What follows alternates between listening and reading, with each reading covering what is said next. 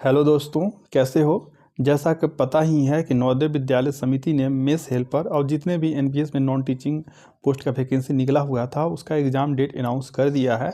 और जो mess helper है उसका एग्ज़ाम 14 मई को होगा। ठीक है, तो ठीक है, तो अब मैंने सोचा कि रिवीजन क्लास स्टार्ट कर देते हैं। और मेरे जो चैनल है उसमें एक प्लेलिस्ट बना हुआ है एनबीएस मेस हेल्पर के सब्जेक्ट स्पेसिफिक नॉलेज का। तो उसमें टोटल 23 वीडियो हैं। जो 23 वीडियो है उसे आप एक बार पहले देख लीजिए और उसमें जितने भी क्वेश्चन है उसे आप याद कर लीजिए, उसके बाद ही यह रिवीजन क्लास देखिएगा। ठीक है, क्योंकि आप उसे बिना देखे हुए देखेंगे तो आपको लगेगा कि बिना समझाए हुए मैं पढ़ा रहा हूँ, क्योंकि मैंने जो पहले जो 23 वीडियो बनाया है उसमें बहुत अच्छे से समझाया है। और वो अगर आप देख लेंगे तो यहाँ पर जो एमसीक्यू क्वेश्चन है उसे अटेम्प्ट करने में बहुत आसानी होगी। ठीक है, तो चलिए, और जो प्रीवियस ईयर्स क्वेश्चन था, जो प्रीवियस ईयर्स क्वेश्चन वो भी इस वीडियो में आपको दिखाऊंगा। और पिछले बार किस तरह का क्वेश्चन आया था, पिछले बार किस तरह का क्वेश्चन आया था वो भी आपको दिखाऊंगा। और आज से प्रतिदिन आपको 20 एमसीक्यू क्वेश्चंस डेली मिलेगा। ठीक है, डेली 20 एमसीक्यू क्वेश्चंस मिलेगा जिस दिन तक आपका एग्जाम होगा, यानी 14 मई के एक दिन पहले 13 मई तक आपको डेली एमसीक्यू मिलेगा 20 करके। और प्रीवियस ईयर्स जो पैटर्न है उस पर बेस्ड मिलेगा। चलिए वीडियो स्टार्ट करते हैं। तो यहाँ आप देख सकते हैं कि इस आपके लिए मैंने एक पीडीएफ तैयार किया है सब्जेक्ट स्पेसिफिक नॉलेज का। ठीक है, तो पहले जो बहुत सारे दोस्त लोग पूछते थे आप कहाँ से पढ़ाते हैं, कौन सा बुक्स पढ़ाते हैं। तो यार दोस्तों, मैं ये खुद ही पीडीएफ तैयार करता हूँ। ठीक है ना, मैंने बहुत सारे अलग अलग जो बुक्स होते हैं वहाँ से क्वेश्चन सेलेक्ट करके इस पीडीएफ में डालता हूँ। और ऐसा कोई एक बुक तो मैं नहीं बता सकता। हाँ, एक मैंने अमेजन में बुक देखा था, तो उस बुक को आप खरीद सकते हैं। हालांकि वह बुक 900 का है तो महंगी है, फिर भी अगर आप चाहें तो उसे खरीद सकते हैं। जो अफोर्ड कर सकते हैं अगर तो मंगा लीजिएगा। ठीक है यार, तो भोजन को सरल पदार्थों में तोड़ने की प्रक्रिया को क्या कहते हैं। तो भोजन है उसको सरल पदार्थों में तोड़ने की प्रक्रिया को क्या कहते हैं। तो इसका हो जाएगा आपका पाचन।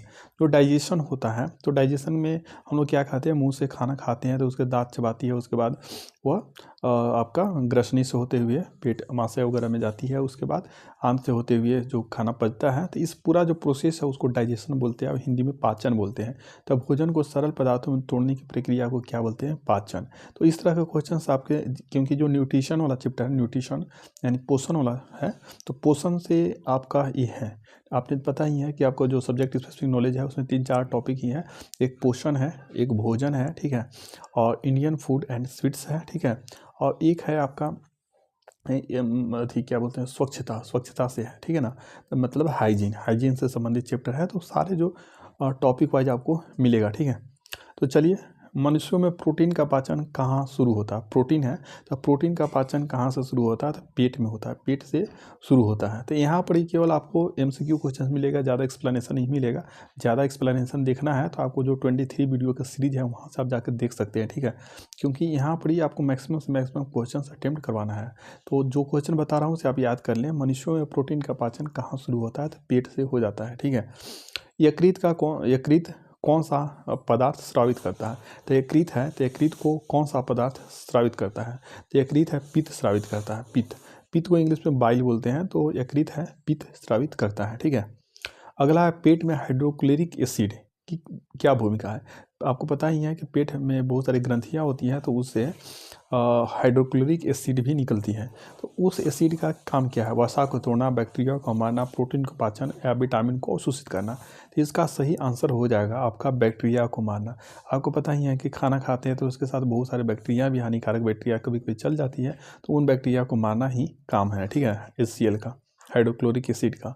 अगला जो क्वेश्चन है कि छोटी आंत में उंगली जैसी संरचनाओं को क्या कहता है। जो छोटी आंत है उसमें उंगली जैसा संरचना होती है उसको क्या कहते हैं, तो इसको विल्ली बोलते हैं, विल्ली। ठीक है, और एक चीज़ आप बताइए कि जो छोटी आंत है और एक बड़ी आंत होती है पेट में, तो उनमें जो दो बड़ी है, जो लंबाई में बड़ी है, वो कौन है। छोटी आंत लंबाई में बड़ी है, बड़ी आंत है। जिसको अगर पता है, अगर आपने मेरे 23 वीडियो का सीरीज देखा होगा तो उसमें कई बार मैंने बताया है। तो अगर आपने वो देखा है, अगर आपको पता है तो कमेंट करके बताना कि छोटी आंत लंबी है या बड़ी आंत। ठीक है, अगला जो क्वेश्चन है, अग्न्याशय क्या स्रावित करता है? जो अग्न्याशय है वो क्या स्रावित करता है? पित्त या अग्न्यासी रस या हाइड्रोक्लोरिक एसिड या आपका बलगम?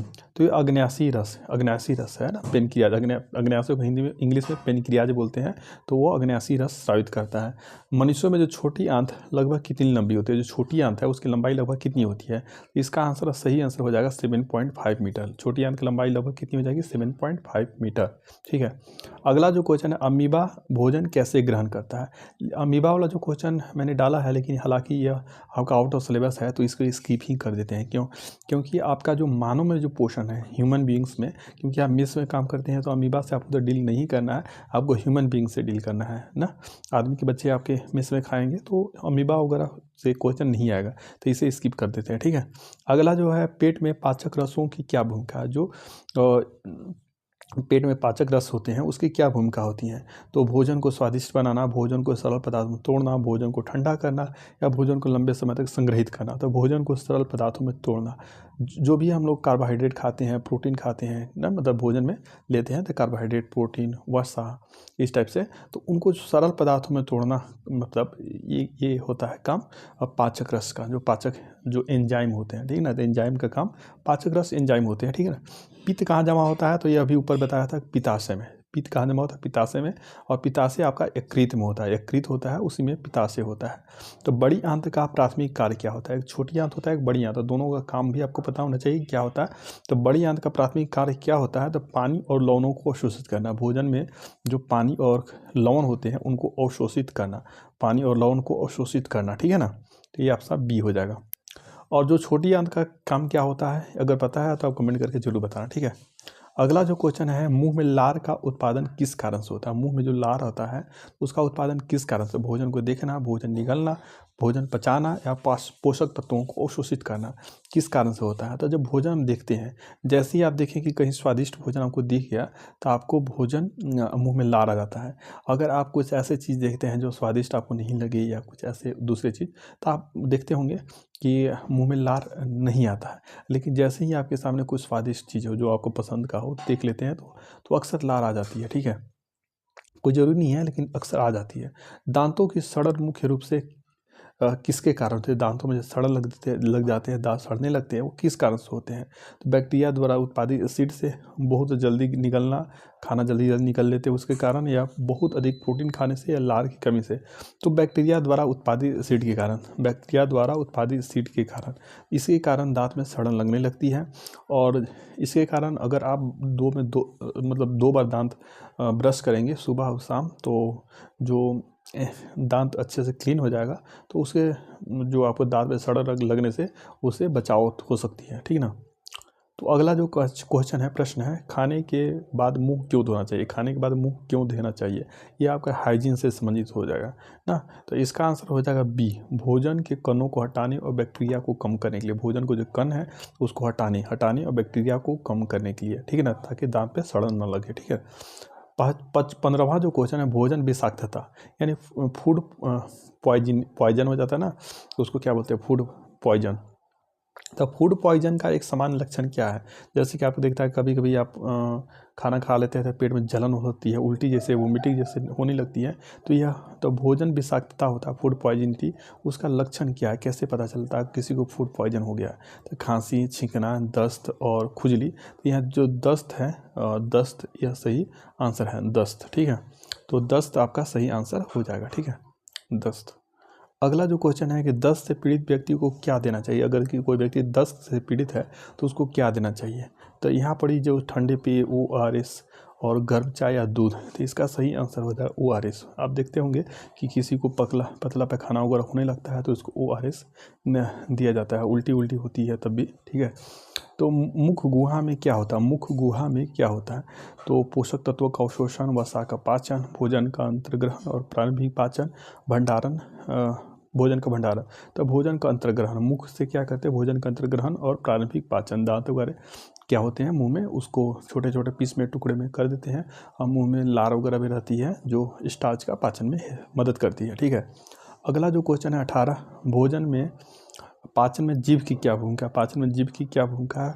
तो भोजन को पेट में धकेलना, स्वाद का पता लगाना और भोजन को लार के साथ मिलाने में मदद करना, कार्बोहाइड्रेट का पाचन या लार का भंडारण करना। तो इसका स्वाद का पता लगाना और भोजन को लार के साथ मिलाने में मदद करना। पेट पाचन में जीभ की क्या होगा, जीभ क्या करता है, एक तो स्वाद का पता लगाता है और भोजन में लार मुंह से निकलता है तो उसको भोजन के साथ मिलाने में भी मदद करता है। ठीक है, अगला जो प्रश्न है, खाते समय दम घुटने का एहसास किस कारण से हो। जब खाते हैं तो उसमें कभी कभी दम घुटने जैसा एहसास होता है, किस कारण से होता है। तो भोजन का श्वास नली में प्रवेश करना। आपको पता ही है कि श्वास नली और जो खाने का जो नली है ग्रसनी, वो सब दोनों कनेक्टेड रहता है। तो कभी कभी होता है कि जल्दी जल्दी खाना खाते हैं या खाना खाते समय हंसी वगैरह आ जाती है, तो उसके कारण खाना श्वास नली में चली जाती है, उसके कारण दम घुटने जैसा एहसास होता है। ठीक है, अगला जो प्रश्न है कि मानव आहार नाल की अनुमानित लंबाई कितनी होती है। तो यहाँ पर जो ऑप्शन दिया है उसके अनुसार 7 हो जाएगा, हालांकि 7 से ज़्यादा होता है। 7.5 मीटर तो आपका थी वही होता है छोटी आंत, तो 7.5 मीटर से ज़्यादा लगभग 8 या 9 8 के आसपास होती है। ठीक है, मैक्सिमम का जो छोटी आंत है वही लंबाई होती है। ठीक है, तो यहाँ 20 प्रश्न ही इस वीडियो में देखेंगे और आगे बहुत सारा को प्रश्न है जो अगले की वीडियो में दिखाएंगे। और चलिए जो आपका जो पिछले ईयर्स का कुछ प्रश्न आए थे वो आपको इस वीडियो में थोड़ा बहुत दिखा देते हैं। तो यहाँ पर आप देख सकते हैं कि पिछले वीडियो मतलब पिछले ईयर्स जो एग्ज़ाम हुआ था प्रीवियस ईयर्स में, तो उसका कुछ प्रश्न आपको दिखाते हैं ये सब। चलिए 1 मिनट नीचे थोड़ा है, इसी PDF में उसको भी इंक्लूड कर दिया हूँ। ठीक है, तो चलिए 1 मिनट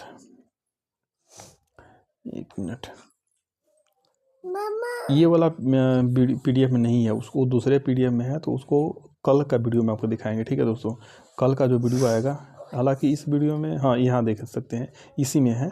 तो यहाँ पर देख सकते हैं यह 12 मार्च 2022 को एग्ज़ाम हुआ था मेस हेल्पर का। ठीक है, मेस हेल्पर का एग्ज़ाम हुआ था तो उसमें दिया हुआ है। ठीक है ना, तो वहाँ पर इसे ये मैं केवल सब्जेक्ट स्पेसिफिक नॉलेज का प्रश्न दिखाऊंगा। ठीक है ना, बाकी का प्रश्न दिखाऊंगा लेकिन दूसरे वीडियो में। ठीक है ना, इस वीडियो में आपको सब्जेक्ट स्पेसिफिक नॉलेज से संबंधित किस तरह के प्रश्न आए थे वो आपको दिखाता हूँ। ठीक है, ताकि आपको तैयारी करने में मदद मिले। ठीक है, और यहाँ पर मैंने देखा था कि क्वेश्चन का लेवल थोड़ा हाई ही था यार, कम तो नहीं था। क्वेश्चन का प्रश्न का जो लेवल था थोड़ा हाई था। ठीक है ना, तो यहाँ पर ये आप देख सकते हैं ये सब्जेक्ट स्पेसिफिक नॉलेज का ही प्रश्न है। तो यहाँ पर आप देख सकते हैं सब्जेक्ट स्पेसिफिक नॉलेज का प्रश्न प्रारंभ हो गया। तो शिशुओं के सिर से पैर, शिशु के जो बच्चे होते हैं कि सिर से पैर तक की शयन लंबाई की माप लेकर उनमें पोषण की स्थिति का आकलन किया जाता है।